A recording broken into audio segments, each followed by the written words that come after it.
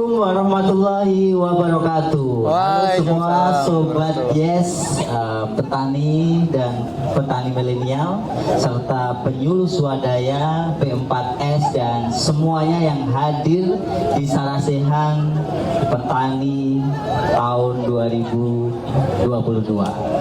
Hari ini di pagi yang cerah luar biasa, Sobat Yes bersama Jong Ambassador tahun 2022 ingin talk show dengan beberapa narasumber yang keren-keren tentunya, dan ini ada yang kaset dan gelis karena dari Jawa Barat gitu. Halo teman-teman semua Sobat Yes, tentu sebelum kita mulai talk show kita perlu sampaikan bahwa teman-teman milenial semuanya jangan lupa untuk follow Instagram program Yes, terus subscribe juga YouTube-nya. Jangan lupa like, komen, dan share sebanyak-banyaknya, dan tentunya banyak ilmu yang bisa teman-teman semua dapatkan dari Yes program. Oke, sebelum kita mulai kita sapa dulu nih Neng Gelis dan Neng Kasep. Oke, gimana ini Mbak Nurul? Ya. Teteh Nurul, kabarnya gimana Teteh Nurul? Alhamdulillah sehat Mas. Mas Rendra gimana? Alhamdulillah sehat dan sangat senang hatinya karena dekat cewek yang waduh. Terus saya sapa Kang Kasep dari Sukabumi yang luar biasa gitu ya, dari Koperasi Tani Mandiri Sukabumi ya, Sejahtera Sukabumi yang terkenal dengan Mas Kusluk. Gimana Mas? Alhamdulillah sehat Mas Rendra. Sehat ya anak istri. Alhamdulillah. Langsung saya gitu biar gak main-main. Sebelahnya bahaya soalnya ini Mas. Iya, biar itu ya. Oke, 30 menit ke depan kita akan diskusi tentang apa sih itu Yes program, terus kegiatan teman-teman itu seperti apa sih di kehidupan sehari-hari ya. Sebelumnya saya ingin tanya dulu ke Teh Nurul tentang Yes program gitu ya. Mungkin belum banyak kan yang tahu gitu. Silahkan Teh Nurul bisa sampaikan Yes program itu apa, dan di Jawa Barat sudah di mana saja gitu. Silakan. Baik, terima kasih sebelumnya Mas Rendra. Teman-teman semua izin perkenalkan diri dulu. Perkenalkan, saya Nurul Ihsani. Saya merupakan owner dari Bainana Chips. Kalau misalnya mau follow Instagramnya juga boleh. Namanya bainana.chips. Dan alhamdulillah dipercaya menjadi Young Ambassador dari Yes Program Kementerian Pertanian di tahun 2022 ini. Ya, Yes Program itu apa sih gitu ya Mas ya? Ya. Jadi Yes program itu adalah program dari Kementerian Pertanian untuk memperbanyak wirausaha di bidang pertanian, khususnya untuk para milenial Mas. Jadi emang ada batasan khusus usia gitu. Jadi kenapa sih ada Yes program? Karena memang sekarang ini kita butuh petani-petani muda baru Mas untuk memperbanyak wirausaha pertanian gitu, yang saat ini memang sangat dibutuhkan untuk mempertahankan pangan juga gitu Mas. Oke, terima kasih, jawabannya keren banget. Oke. Dan tadi saya penasaran Mbak Nurul, sejauh ini nih satu hari Mbak Nurul udah diajak foto berapa orang gitu ya? Karena kan luar biasa, kayaknya nggak ada tuh petani secantik Mbak Nurul gitu ya. Tapi itu menjadi semangat gitu ya buat kita semua, dan ini real memang pengusaha di sektor pertanian, yaitu pisang ya, tapi diolah dengan berbagai banyak rasa. Berikutnya saya tanya deh ke Kang Kasep dari Sukabumi, Kang Iqbal. Siap. Di Sukabumi kan ada program Yes juga kan. Iya. Nah ini sejauh ini bagaimana perkembangannya? Sudah kan saya setahu saya gitu ya, Kang Iqbal kan juga jadi mentor gitu. Terus berapa yang sudah sudah dilatih oleh Kang Iqbal, magang di tempat Kang Iqbal, sejauh ini seperti apa dan perkembangannya seperti apa gitu. Oke, siap Mas Rendra. Teman-teman, perkenalkan saya Iqbal Habibi. Saya biasa mengenalkan diri sebagai petani muda dari Sukabumi. Kalau ditanya, yes, Sukabumi sudah sejauh mana? Alhamdulillah mungkin hari ini data CPM kita paling banyak Mas Rendra. Wah, tepuk tangan untuk Sukabumi. Hari ini mencapai 13.000 data CPM-nya. Keren. 13.000 yang sudah ikut pelatihan dari mulai BDSP dan sebagainya itu mencapai di angka 5.000 lebih. Artinya progres yes di Sukabumi cukup signifikan Mas Rendra. Kemudian hari ini juga di tempat kami alhamdulillah dipercaya untuk menjadi tempat magang teman-teman Yes Sukabumi ada sekitar 10 orang. Dari total 20 orang itu dibagi ke 3 tempat. Di tempat kami 10, 5 di peternakan dan 5 di tanaman hias. Artinya di teman-teman pemuda minat untuk ke hortikultura masih banyak. 10 orang di kita hari ini yang magang. Wih, keren. Jadi Kang Iqbal dan Teh Nurul gitu ya tadi menyampaikan banyak hal gitu ya yang sudah dicapai gitu, apalagi di Sukabumi dan Jawa Barat umumnya gitu ya. Jadi saya mulai inilah tanya-tanya ke usaha pribadinya teman-teman gitu ya. Jadi kan teman-teman ini aktivis gitu ya, aktivis di bidang pertanian gitu. Apalagi ini yang ambasador, contoh bagi petani-petani atau yang mau memulai bisnis di sektor pertanian. Nah, kalau bisnis itu kan kayak ngepet ya, jadi harus jaga lilinnya sendiri gitu ya, maksudnya biar usaha kita tetap jalan. Lah, gimana kira-kira yang dilakukan Teh Nurul dulu lah. Teh Nurul kan ini makin sibuk gitu ya, diundang di mana-mana, jadi narasumber kemana-mana, mengajak anak-anak muda untuk jadi petani. Terus usahanya gimana sejauh ini? Masih amankah? Terus perlu adanya banyak tambahan pekerja atau gimana? Atau mungkin dikasihlah trik-trik atau strateginya biar walaupun kita jalan-jalan tapi tetap jalan usahanya gitu. Silahkan. Oke, makasih banyak nih Mas Rendra atas pertanyaannya yang luar biasa banget ya teman-teman. Jadi gimana sih caranya biar usaha kita tetap jalan walau kita sebagai ownernya ada kesibukan kesana kesini gitu ya Mas. Ya alhamdulillah untuk saat ini saya sudah bangun tim Mas, bangun tim. Jadi ada tim produksi, ada juga tim digital marketing dan tim lainnya gitu Mas. Nah mereka ini selalu kita adakan Zoom meeting tiap pagi hari. Kenapa? Biar gini Mas, jadi kita ini selalu koordinasi setiap pagi minimal 30 menit Mas. Minimal tanya kabarnya gimana, ada kendala atau enggak, karena kita selalu ada KPI masing-masing setiap harinya. Misalnya tim desain, dia harus bikin minimal 1 desain. Berarti konten wajib ya? Wajib, minimal 1 per hari. Bahkan saya pun sekarang bertugas bikin konten juga minimal 1. Selebihnya saya ngurus yang lain gitu. Jadi emang konten ini menjadi suatu kewajiban di bisnis by Nana Chips gitu Mas. Karena jualannya online. Wah, betul. gitu. Oh ternyata kalau online itu konten wajib gitu. Iya betul banget Mas, itu udah menjadi jantung kita lah konten itu, karena emang itu yang mendatangkan traffic Mas. Tapi jangan kayak pisang loh, punya jantung tapi nggak punya hati. Iya. Aduh. Gitu Mas. Jadi punya hati kan Mbak Nurul? Punya dong.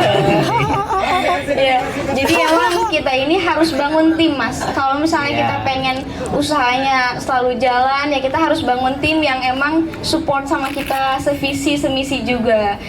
Gimana caranya bangun komunikasi?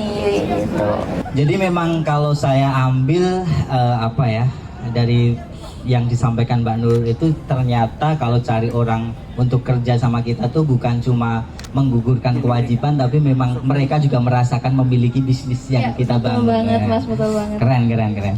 Oke, kalau ke Mas Iqbal Habibi, kan biasanya rambutnya gondrong nih, kan gitu ya.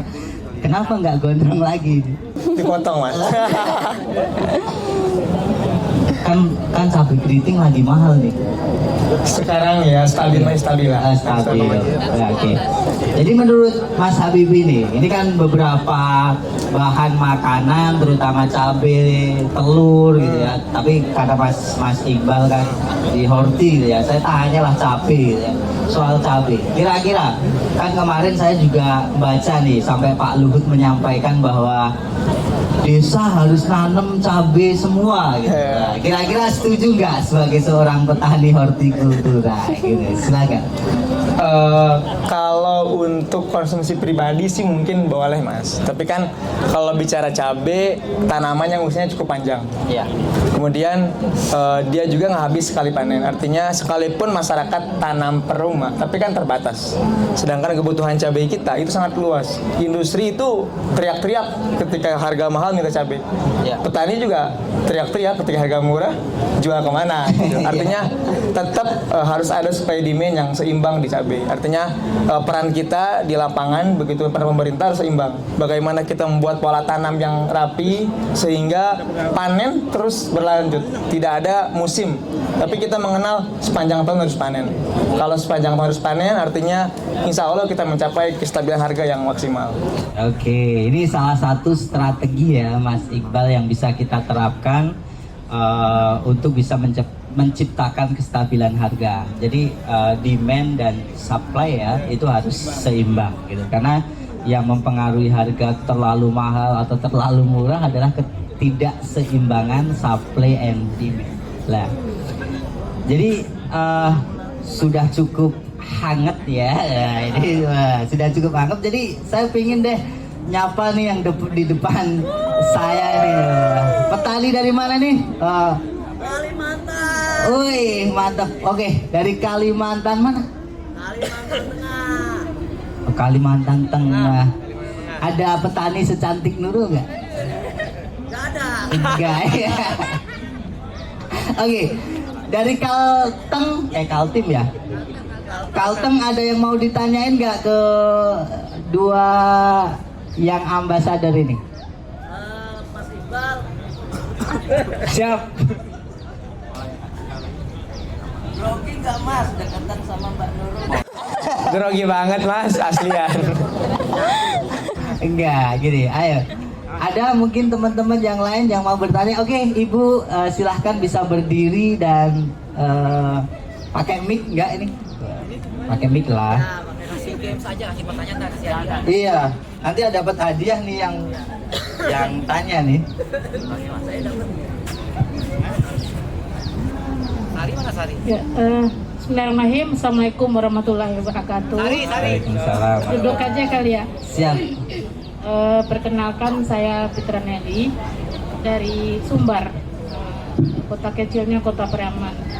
Kebetulan kami pendamping dari penyuluh swadaya yang mendapatkan penghargaan terbaik di tingkat provinsi dan diundang ke sini. Mungkin saya ke Mas Iqbal kali ya. Tertariknya kita kan tahu harga cabai itu kan memang fluktuasi. Jadi seiring juga dengan harga pupuk dan pestisida yang terus meningkat gitu. Ketika cabainya mahal, mungkin petani tidak mengeluh dengan harga pupuk dan pestisidanya yang meningkat. Diam-diam aja, paling senyum-senyum ketika kita datang ke lokasi. Tapi ketika cabai murah, kemudian penyakit pun tidak bisa diatasi, itu kan kita sedih mendengar keluhan petani. Nah, sebagai brand ambassador ini bagaimana Mas Iqbal mensiasati keadaan yang seperti itu? Cabai murah, kemudian pupuk dan pestisida kita tahu terus meningkat. Nah, mungkin itu saja. Terima kasih, nanti mudah-mudahan jawabannya bisa kami sampaikan kepada petani untuk memberikan semangatnya. Assalamualaikum warahmatullahi wabarakatuh. Waalaikumsalam warahmatullahi wabarakatuh. Terima kasih Ibu Naili dari Sumatera Barat gitu ya. Ini pertanyaannya buat Mas Kang Kasep, Mas Kang. Berat sekali Mas Kang tuh, Mas tuh kan bahasa Jawa ya. Kang Sunda. Kang Iqbal, silahkan bisa dijawab pertanyaan dari Ibu Naili dari Sumatera Barat tentang cabai tadi. Ya. pertanyaan yang sangat sulit sebenarnya, berat juga gitu. Pertama, ketika fenomena seperti itu Bu ya, memang di kami pun sama. Ketika harga tinggi ya semua petani juga asik sendiri gitu, senyum-senyum, bahagia gitu. Kemudian ketika harga turun, semua merasakannya gitu. Namun itu menjadi tantangan bagi kami dan penyemangat bagi kami kemudian. Kenapa menjadi tantangan dan penyemangat?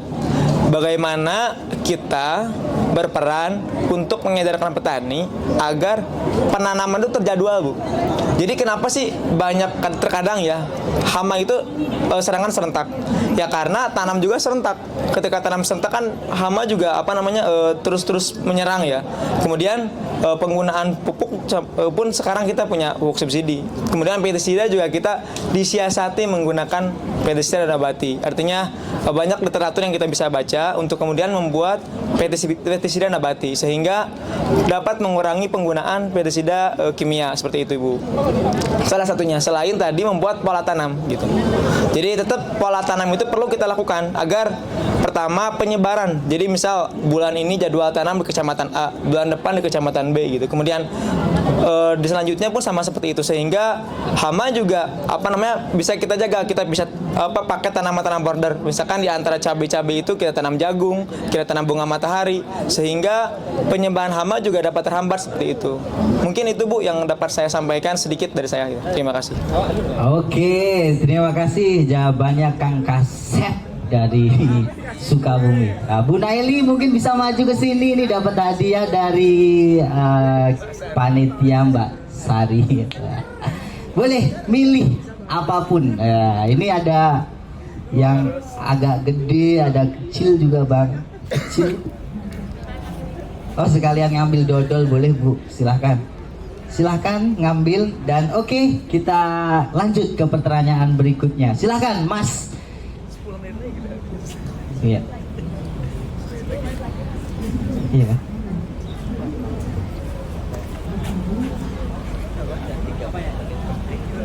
Baik, Assalamualaikum warahmatullahi wabarakatuh. Waalaikumsalam warahmatullahi wabarakatuh. Perkenalkan, nama saya Rahmat dari Sumatera Barat juga, tepatnya dari Kabupaten Solo. Yang mau saya tanyakan dua-duanya nih. Pertama ke Bang Iqbal, sebenarnya lebih ke minta tips deh. Kan Bang Iqbal bisnisnya di bidang horti ya. Saya juga sekarang lagi nanam stroberi lagi banyak-banyaknya nih di Kabupaten Solo. Nah, yang mau saya minta tips itu gimana sih caranya kita melakukan pengiriman barang horti yang gampang busuk, terus trik biar bisa kita ngalahin itu gitu. Terus ke Mbak Nurul, stroberi itu kan barangnya cepat busuk tuh. Kemudian saat ini kami pemasarannya masih baru lokal karena memang nggak bisa sentuh di luar sebab pengirimannya memang cepat busuk gitu. Nah, ada tips nggak kira-kira selain dari bikin jadi selai, keripik dan lain-lain untuk kita bisa tingkatin nilai jualnya. Terus satu case nih, kampung saya itu di perbatasan kabupaten, perbatasan kecamatan. Mau saya bikin petik langsung, orang nggak bisa ke sana. Jalan kampung saya itu jelek banget. Terus mau saya bikin keripik dan lain-lain, saya nggak punya alat dan investnya cukup besar untuk stroberi gitu. Nah, ada tips nggak buat saya? Itu aja sih. Makasih. Assalamualaikum warahmatullahi wabarakatuh. Waalaikumsalam warahmatullahi wabarakatuh. Terima kasih Mas Rahmat dari Sumatera Barat, tepatnya di Solo. Wah, ini berarti udah Atila ya? Udah Nanda. Udah Atila ya. Jadi langsung siapa yang mau jawab duluan nih? Oh iya. Sedikit paling. Kang Kasep. Silahkan jawab nih pertanyaan dari Mas Rahmat tentang tadi. Siap Mas Rahmat. Betul emang kalau bicara sayuran horti ya, salah satu komoditas yang mudah rusak, mudah busuk juga. Kemudian kalau kami, kebetulan saya bukan petani stroberi Kang. Saya di tomat, cabai dan sebagainya. Kalau kami di tomat untuk kirim ke daerah agak jauh, kita petik kalau bahasa kita cumolat setengah matang. Jadi kalau setengah matang nyampe lokasi itu pas merah, itu aman. Nah kalau strawberry mungkin dia sama seperti itu. Atau kita menggunakan box full storage. Biasanya kan ada tuh yang penyewaan seperti itu kan bisa disewa ya. Yang penting kosnya masuk itu mesti bisa kita sewa. Atau mungkin pemerintah daerahnya punya bisa kita pinjem. Kalau saya Sukabumi punya Perumda jadi minjem kalau kita gitu. Gitu Mas salah satu caranya. Itu mungkin kalau untuk cara aman ngirim jarak jauh gitu Mas Rendra. Oke, jadi kalau saya dengar-dengar sih emang taraf petani yang paling tinggi itulah petani horti gitu ya, yang harganya fluktuatif, terus apa lagi? Udah rusak. Wah, tapi keren lah pasti kalau petani-petani horti nih, Kang Kasep, Kang Rahmat dan teman-teman yang lain. Terus berikutnya pertanyaannya ke Teteh Gelis, ya, Teteh Gelis ini. Tadi diversifikasinya kira-kira apa yang tepat buat Kang Rahmat gitu, yang bisa disampaikan ke Kang Rahmat, silahkan. Baik, terima kasih udah Rahmat atas pertanyaannya, luar biasa sekali teman-teman. Jadi kira-kira apa nih Teh diversifikasi dari produk strawberry? Sebenarnya biar wawasan kita lebih luas, kita lebih mengenal lebih dalam apa aja, itu udah banyak banget di internet. Jadi misalnya kita lihat di platform sosial media di Instagram, di TikTok, atau enggak di website pasti banyak banget ya yang udah bisa diversifikasi dari produk strawberry. Kalau saya pribadi jujur sekarang emang lagi fokus di pisang, makanya sekarang emang lebih mendalami pisang. Nah untuk strawberry tersendiri nanti kita bisa scroll TikTok atau scroll sosial media lain ya Mas ya untuk diversifikasinya. Nah mungkin kalau misalnya case-nya emang mungkin yang saya tahu nih Mas, untuk produk strawberry ini kalau dibikin keripik harus pakai penggorengan vacuum frying ya, yang harga mesinnya itu lumayan mahal. Saya pun pernah mencari tahu kira-kira buah-buahan apa yang bisa dibikin keripik, ternyata banyak. Cuman emang harus pakai mesin penggorengan khusus, ya? yang khusus gitu, kecuali keripik pisang atau singkong mungkin ya.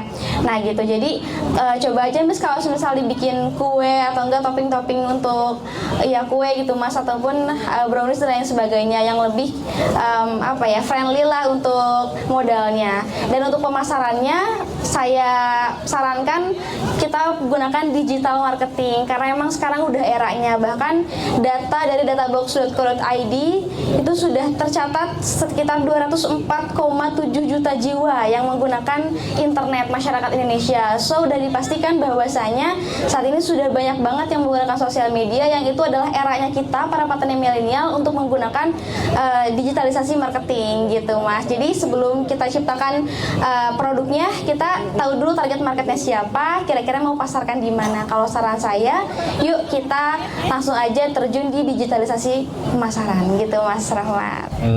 Terima kasih Teh Gelis ya. Mungkin ini pertanyaan terakhir gitu ya. Jadi sebelum kita akhiri, oh iya lupa, Kang Rahmat maju dulu Kang Rahmat, dapat hadiah dan boleh milih. Tapi jangan yang pakai hitam, ini nggak boleh, udah ada yang punya. Apalagi yang ini udah punya hostnya.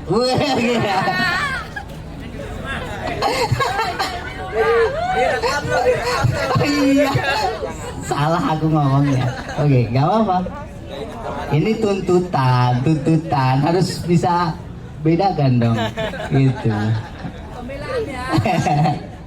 Jadi teman-teman semua, sobat Yes, petani milenial, teman-teman P4S, adik-adik Pulbangtan dan semua masyarakat di Indonesia, jangan lupa ikuti terus kegiatan Yes program dan juga teman-teman yang ambasador.